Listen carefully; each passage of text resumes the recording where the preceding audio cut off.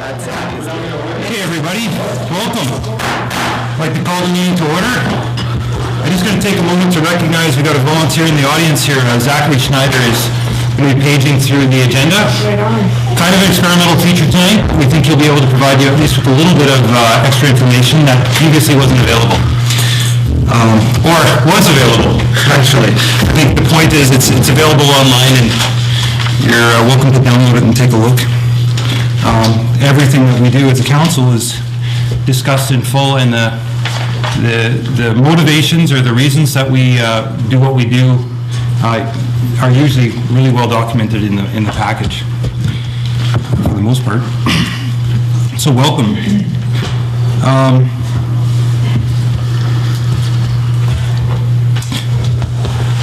Yeah, sorry. Okay, moving along here. I just wonder if we can start have a bit of a song, or we sing out the vision and the mission of the village together. I don't think so. Nope. All right. We didn't practice. Okay, so let's move to the adoption of the agenda. And are there any additions to tonight's package? And I think that there are, and we'll have somebody move those additions if they're. 4 additions. Does anybody have this? Read those out. Okay, well I'll get them here. I have them written down, so. You do? Yeah. Okay. I've got one here if you want. Okay. So there's a administrator report, and this stuff is late-breaking stuff. So there's a transfer agreement with Jobs, Tourism, and Innovation for $5,000. And we'll get to that during we won't get into it. That's an administrator report. You'll see that later on in the meeting. There's the minutes of a committee meeting from the Village of Elmont Columbia Basin Trust Community Initiatives in Affected Areas. There's an administration report having to do with the Visitor Information Center, leasehold improvements, as well as the financial statements for the Corporation of the Village of Elmont. And that's a draft of the financial statements. So, okay, can we have a motion to adopt these items? Make a motion to adopt them into the... Councillor Blanchette, seconded by Councillor Bullock. Nice work. It's very formal here. All in favor? Right, moving along. Take a look at the minutes of the previous meeting on pages 1 to 7. Additions, deletions, inaccuracies, or worse, spelling mistakes. No, but this one is fairly important. They're all important. I believe we're missing a resolution post-approving the purchase of the garbage truck and hiring Amanda Cameron. I recall we did do a motion, but it's not in the minutes.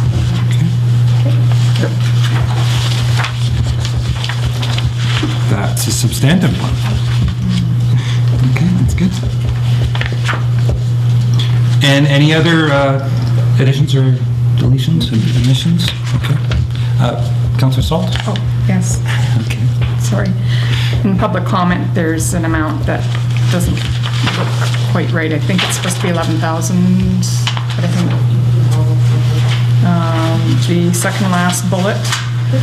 That was Mr. Torgerson's comment back there. And then at the very last end where the meeting was adjourned, it's stating the February 28th meeting, and it should say March 13th. Okay, great. Sorry for being nitpicky. No, that's all good. Yeah, it's welcome here. Motion to accept the, so that's, Councillor Salt, will you move the amended? Yes. So amended. Councillor Blanchette, all in favor? Okay, great. Then, moving on to the first delegation tonight, we've got Colleen Ballantyne here from KPMG in Prince George. Is that right? Excellent. Welcome. Thank you. I believe you all have copies of the financial statements in draft, the audit, the year ended December 31st, 2011. I'm here to present both the drafts with you. So they're finalized, hopefully. So thank you for having me come out tonight, and nice to see all the new faces and sort of some still old faces, like congratulations to everybody. I'm going to try and go through it in not too much detail, but if there is any questions as I'm going through, please let me know. So the first thing I always want to do is thank Lori and Tom and the rest of the staff here who help us get the audit done. Because my team comes in, they spend long hours and can be fairly demanding just to get the audit done, and they're always very thankful for the help that we get from the staff here. This coming year, 2011, we didn't have any big changes, thank heavens. A couple years ago, we had tangible capital asset changes. This year, we didn't have anything in terms of handbook or audit or anything like that.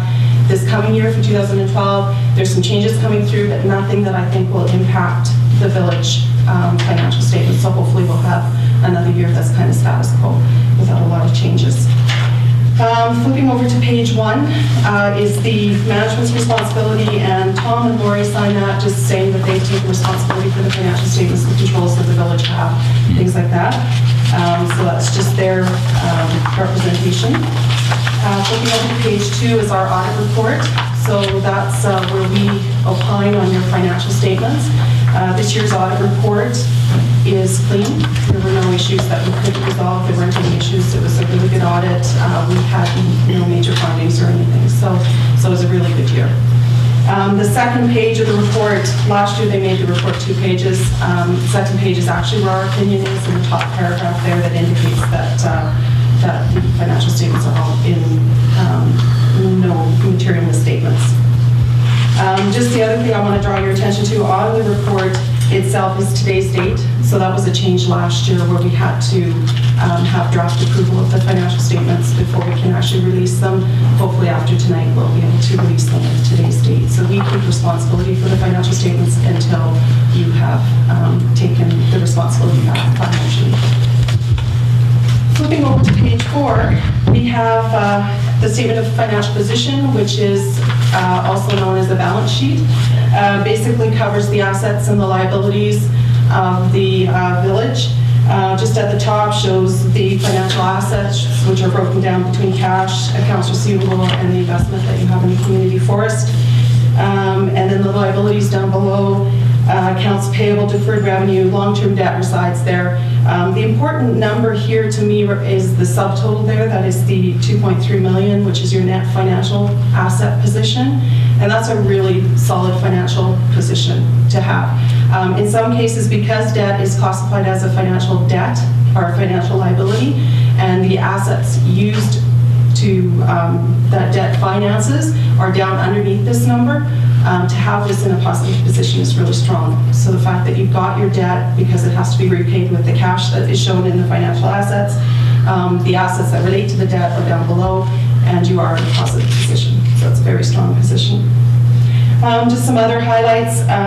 Accounts receivable are down, just the second line at the top there, from last year, and there was still some carryover grants for projects that were done in 2009, actually, that were in the receivables in 2010, that were now back down to kind of regular receivable levels in the 2011 year. Just dropping down to half the page, long-term debt. We purchased a grader last year, which was pretty much your major purchase in terms of capital assets. So it was a year where you coming off of doing some fairly large projects that, you did a little bit of work on the water treatment plant still last year, the sewer lift station, and then the grader. We saw that both done in the capital asset additions. Non-financial assets are things like inventories. If we had them, we don't record inventories here. Your tangible capital assets, which is all of your infrastructure, equipment, buildings, everything that is kind of longer than a year lifespan is in that tangible capital assets.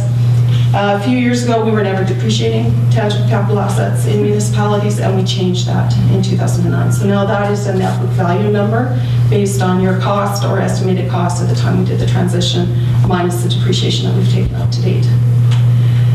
So the total accumulated surplus for the village is the $17 million down at the bottom. And that includes all of your surpluses. So it's not like it's there to spend, but that includes what you've got tied up in your capital assets and infrastructure. And I'll break that number down in the notes a little bit later. Okay. Flipping over the page, page 5 is the statement of financial activities and accumulated surplus. This basically shows the revenue and expenses. I'm just going to highlight a few things. I think for the most part you're looking at this fairly regularly. There weren't any big surprises in terms of what you budgeted and what the revenue streams were. The top line is your net taxation revenue, and that is what the village keeps for itself, excluding what you've collected on behalf of other governments, your school taxes and things like that. Sale and user fees are your utilities and basically catch-all for your water and sewer charges and things like that. Licenses and permits, they're up over last year. You had an increase in building permits there for about $9,000, which was nice to see.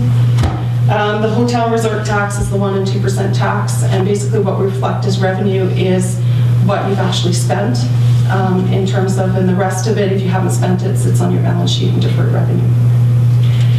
Government transfers covers all of the grants that you have received, and if just on the provincial grant line, last year in 2010 you had $2.4 million, and that's where we had, I think the biggest one was the water treatment plant, and this year down to 677. So again, it was a much quieter year in terms of projects, and so there's the decrease in grant monies.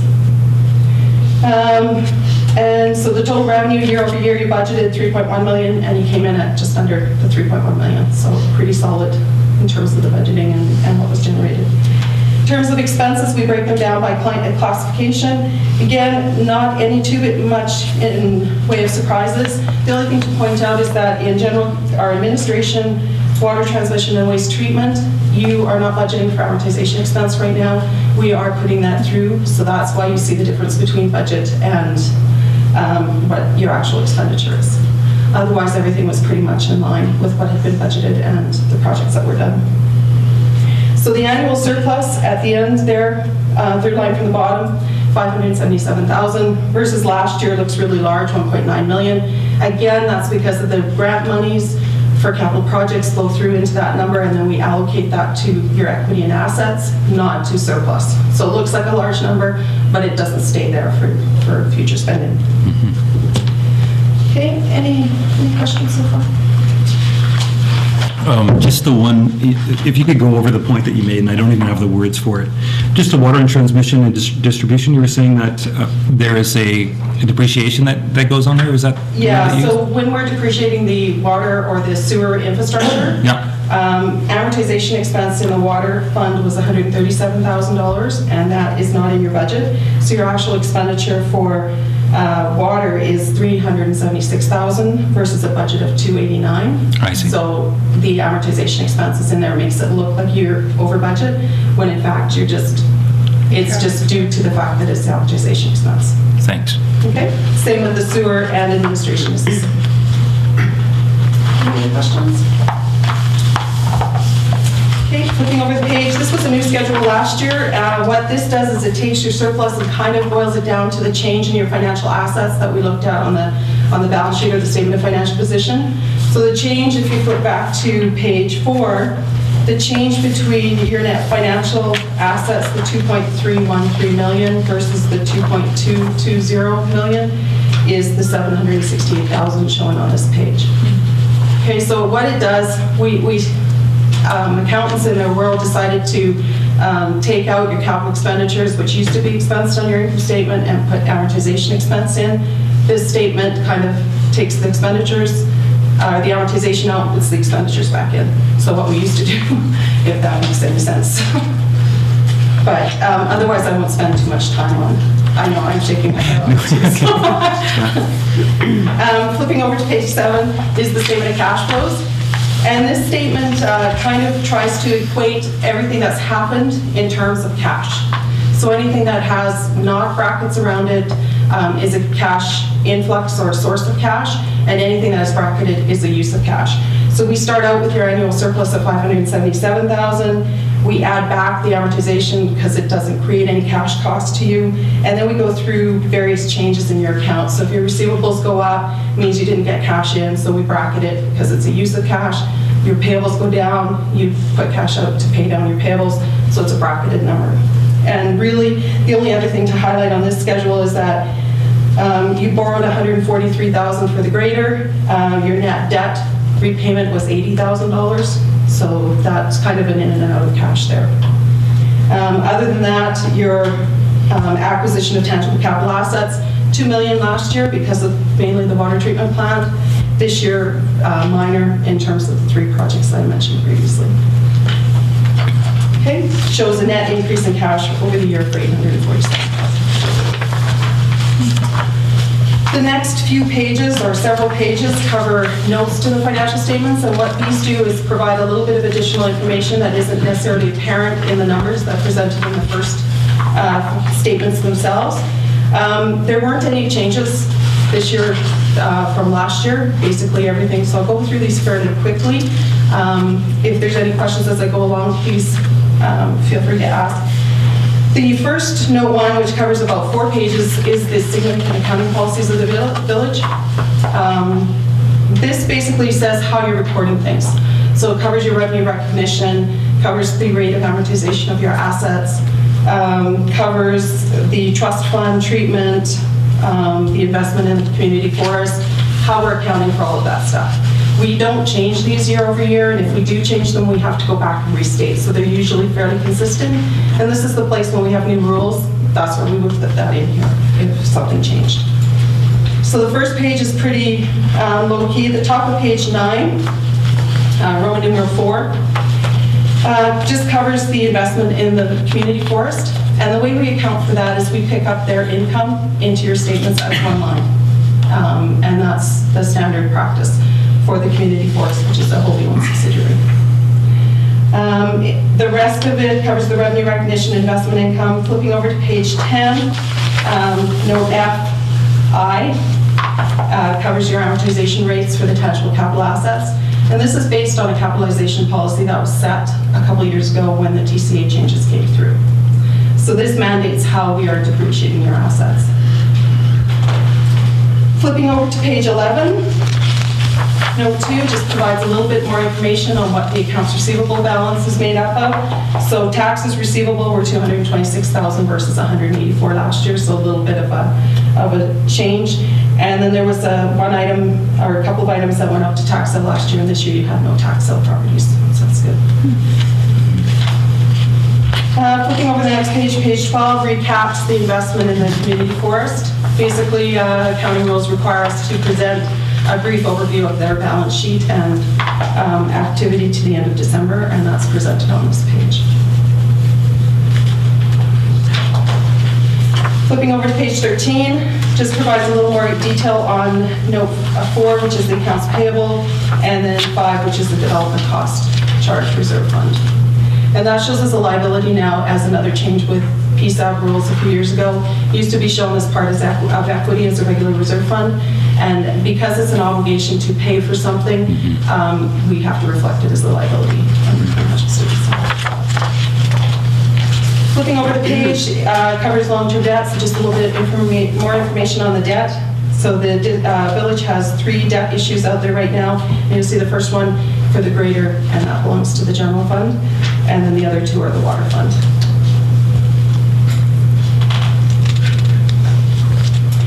The next 2 pages are sideways, and these ones cover or landscape, I guess.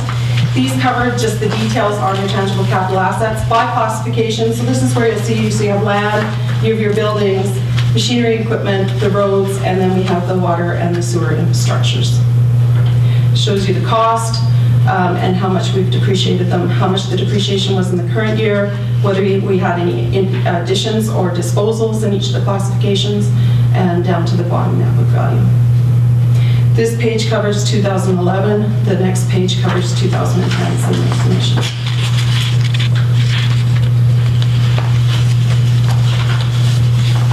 Flipping over to page 17,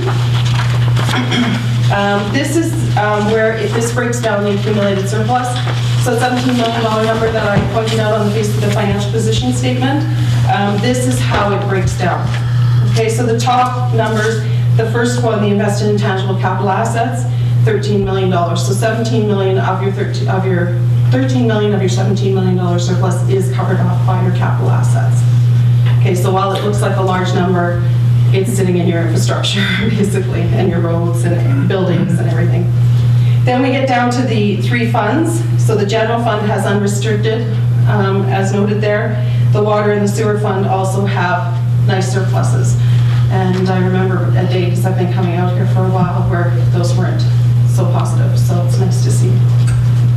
And then we have the reserves, the statutory reserves, as set aside by council or by bylaw. So we have your capital works machinery and equipment, and nice to see that 300,000 of your surplus this year was set aside to start building up those reserve balances again.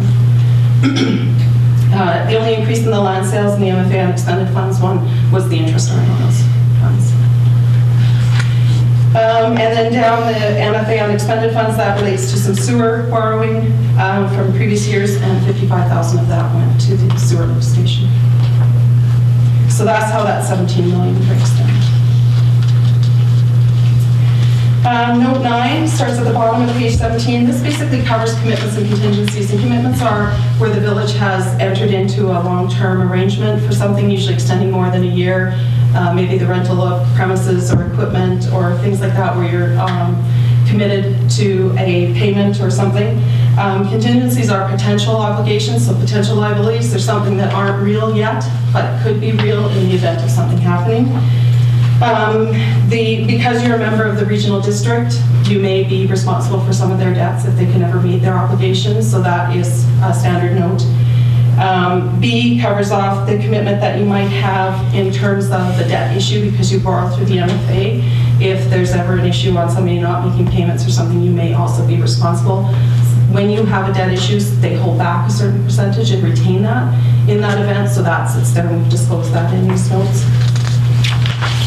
Flipping over to note C, this just covers the municipal pension and the obligation that you might have there. Every 3 years, and this is a standard note that is distributed from Victoria, actually, and they do an actuarial valuation on the pension plan every year, and then they send us out results.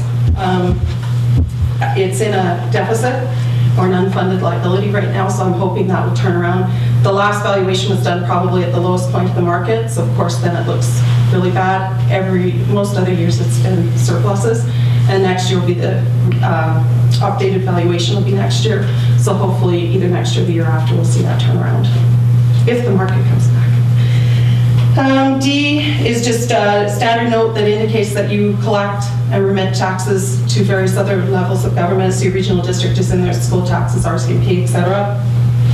E covers off the fact that you are doing your insurance through the Municipal Insurance Association. So again, if they were able to pay out more than they've collected in terms of that there might be additional costs to you.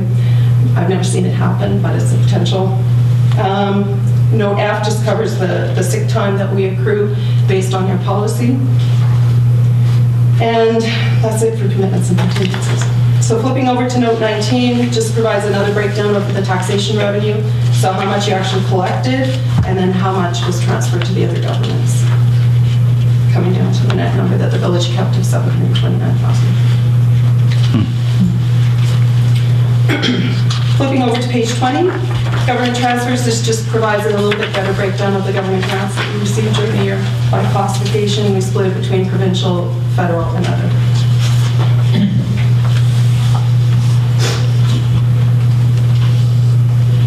Flipping over to page 21 and 22, again, we're landscape. This just provides a little bit different breakdown of the expenses that we looked at on the statement of financial activities. Goes by, again, the same classification on the statement of activities, but provides you a little bit different breakdown as required by the handbook.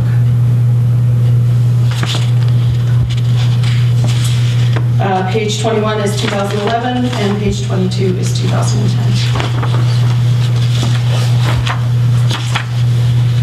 And on page 23, we've done a few reclassifications of the comparative figures, so we put a standard note in on that. Note 14 just outlines the cemetery trust funds because those don't show up on the face of your balance sheet. And then note 15 starts where we reconcile your budget. Because we present your budget on the face of the statement of financial activities, in accordance with how we're presenting the statement of financial activities, we reconcile the budget approved by council here to what we're presenting there, just so that it's clear where we're taking our ins and outs from.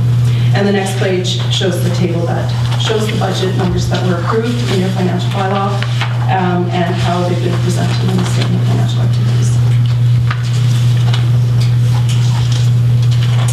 And the last page, page 25, is just a schedule of your gas tax funds, which is required reporting.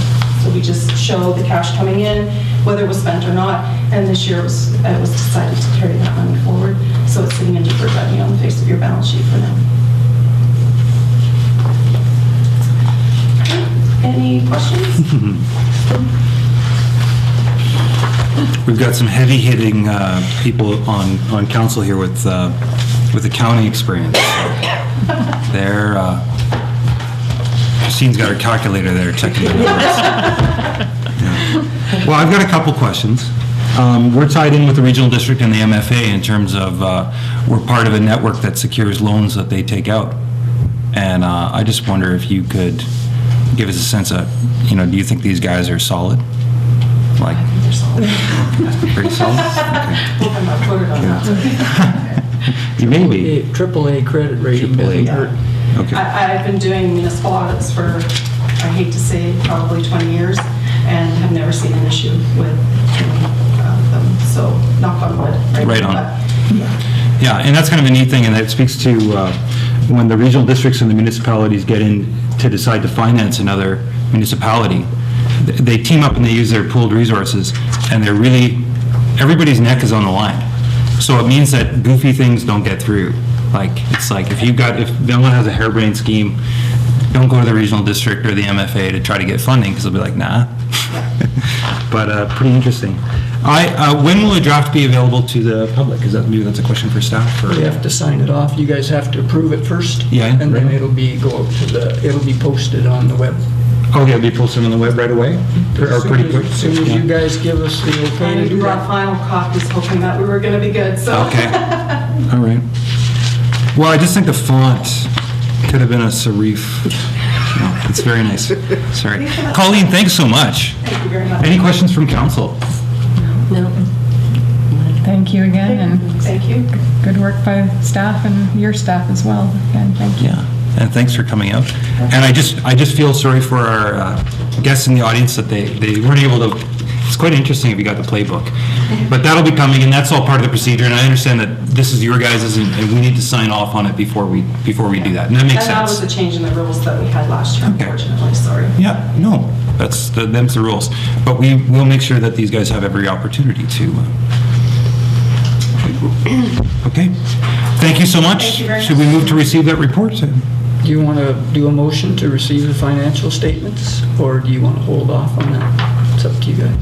I think we can. I'm comfortable. If Christine's comfortable, I'm comfortable. If Councillor Latimer's comfortable, I'm comfortable. I'll move. Okay, so I'll second. seconded by Councillor Latimer. Great. All in favor? Excellent. Thanks. Thank you so much. Thank you. This would be a good chance for anybody to shuffle around if they need to find a better chair or anything. No? Everybody's good? Somebody has a Ford Explorer out there? Oh, lights are on. No, it's on. Okay. Good work. Okay, so moving along, we have a delegation from the Robson Valley Support Society regarding the Prevention of Violence Against Women event. And I'm not sure who this is. It looks... Could you introduce yourself to council? Can I Madam? go to council? I'm Shelley Batensby, Robson Valley Support Society. I sent in a letter. I don't know if you want me to read it out loud or if you've read it or... It's on the back. You have it? We have Read it? Do you want to give a rundown of what... What's happening is April 15th to 21st is Prevention of Violence Against Women Week in BC. It's a provincially recognized week, and the violence prevention programs through Robson Valley Support Society often do something to recognize that week. This year we are quite taken with the campaign of Walk a Mile in Her Shoes, and we want to do some of the shoes. So there's a few things that we hope to be doing out in the business core throughout the week, but we want to culminate it with a high heel-a-thon. So we are requesting for a small road closure so we can have men and women dash to the finish line in high heels. Mayor McCracken, are you up to the challenge? Are there categories for length of heel? Because I rock a pretty high heel, and I wouldn't want to be at a disadvantage. So we're hoping that at the end of the week, on Saturday, April 21st, not too sure the time yet, but, kind of midday, we would do a high heel-a-thon. We would do the block on Dogwood from 5th to 4th, just a one block. We would bring people in easily. We won't make them literally walk a mile in her shoes. Just a fun event to bring people out and raise awareness about violence against women and why it affects us all and how we all need to take a role in stopping that. And then we were going to have, the thought is some kind of barbecue or whatever. We haven't got those details finalized. That would follow the event and kind of pull people in. And hopefully the weather is great on April 21st in the park. So we're asking if the council would permit us to have that section of the streets blocked off. Council, what is your wish? You're not sure of the hours yet, Charlene? Not yet. But it would be mid-afternoon. I'm thinking kind of lunch hour, like probably like 11 to 12 or 11:30 to 12:30 kind of thing. We're not looking at a really long period of time, and we're also thinking it's not one of the main routes that affect the business core, so people can still get downtown and do their thing. So fairly limited disruption to traffic flow, and yet still relatively visible to people coming in and seeing what's going on. Sounds great. Kind of a win-win. So hopefully, I imagine this would be a good case of working with staff to find the appropriate place, and if there's any wiggle room in their time, I'm sure they could help. Yeah, we're Pin down certainly, time. we're certainly open to that as we kind of, the first step is can we close the street, and then we'll make the rest of the plans kind of fit with that. And My only comment is that if I'm putting on high heels and racing, it should be on a main road. we can close